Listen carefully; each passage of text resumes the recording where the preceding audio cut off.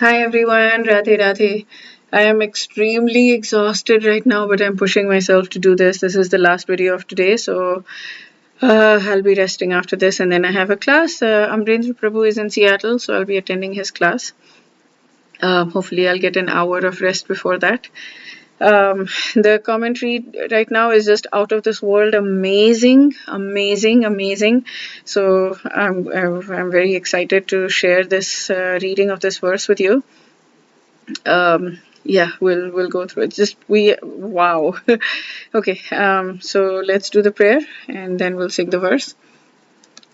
Om Namo Bhagavate Vasudevaya. Om Namo Bhagavate Vasudevaya. Om Namo Bhagavate Vasudevaya. Dear Krishna, please help us use this verse 12:8 to help us understand you, to help us understand your form, your qualities, what you want, what pleases you. Help us bring our soul closer to you. Help us with yoga, bhakti yoga, to unite our soul with you, with the super soul. Help us bring us closer to you in the form of bhakti, in the form of devotion. Help us attain the ultimate goal of prem for you, Krishna prem. Thank you. Okay, so let's sing the verse together. It's an insanely incredible, absolutely phenomenal, wow verse. Okay. Okay. मय्येव मन आधस्त्व मयि बुद्धिं निवेशय निवसिष्यसि मय्येव अत ऊर्ध्वं न संशयः. Just fix your mind upon me, the Supreme Personality of Godhead said, and engage. Oh, this is not said. Just fix your mind upon me, God said. What am I doing? Just fix your mind upon me, God, and engage all of your intelligence in me. Thus you will live in me always without a doubt. So, what Prabhupada says is that one who lives in direct relationship with the Supreme Lord, there is no doubt that his position is transcendental. A devotee does not live on the material plane, he lives in Krishna. He says that. I looked up, like, does that mean in? Nivasishyasi, you will live Mai in me. So he will live in Krishna.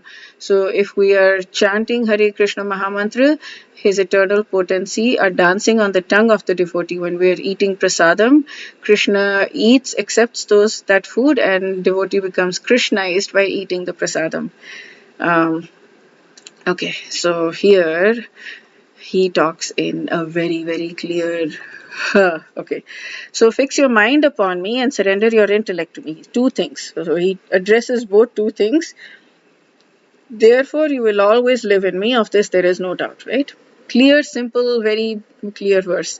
So now he explains how to worship him. Having explained that the worship of the personal form is better, Krishna now explains how to worship him.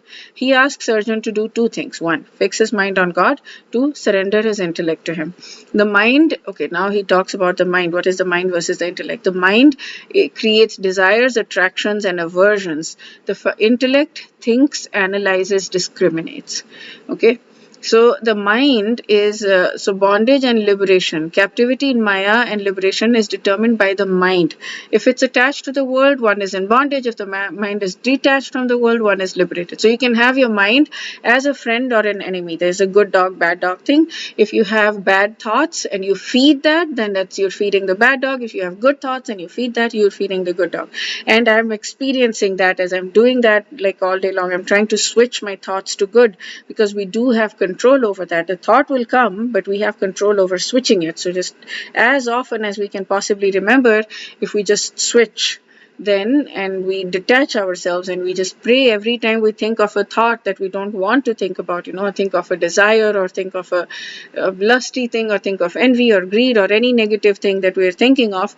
If we just switch and say, Bhagwan Shri Krishna, please help me remove my anarthas, I'm at your mercy, something like that, then just constantly do that. We do that, and keep doing that relentlessly, like Sachidanand Maharaj says, then our mind becomes our friend.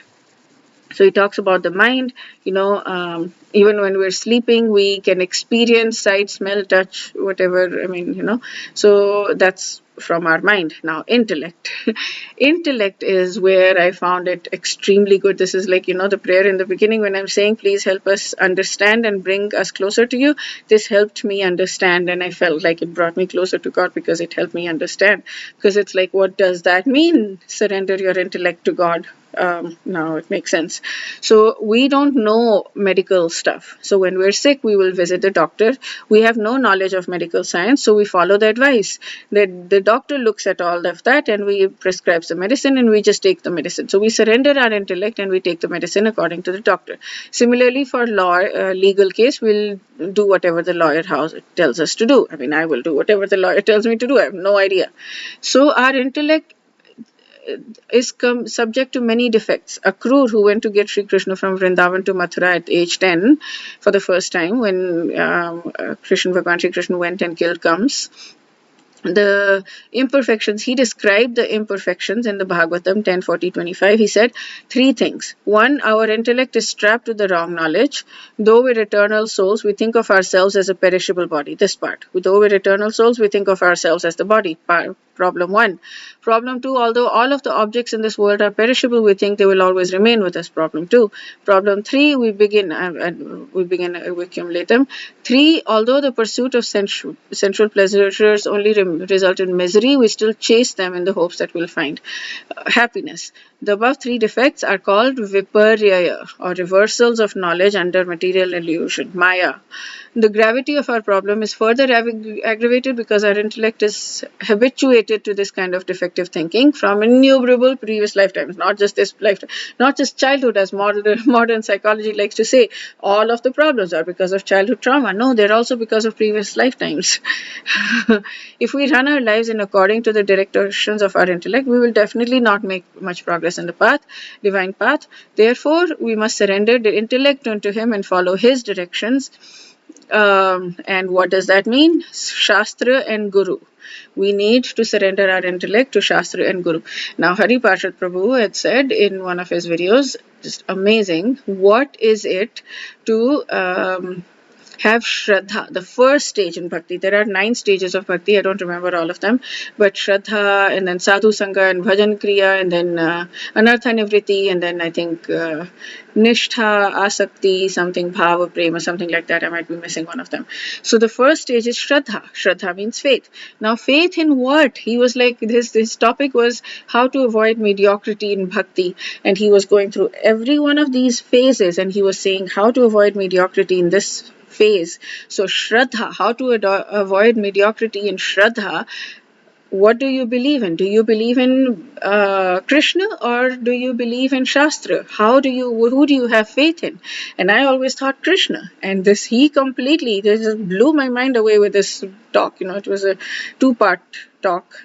He gave it in Portland. I got the videos, so the audio, so I was able to listen to them, and thank goodness, wow. So yeah, how do we build Shraddha? What does Shraddha mean? So he said there's a Shabda Para, Shabda Para, and Shabda, oh my goodness, Para, oh wow, I'm forgetting, but basically there is a God, there is the denotee, and then there's a denoter, which is the Shastra. So God, in order to build faith in God, which is the denotee, we need to have faith in the Shastras, and the Shastras will give us the faith in the denotee, which is God. There is a word that he used, Parashabda, Parabrahma, Para something. It's not, I'm completely forgetting right now, but Yes, okay. Wait, let me.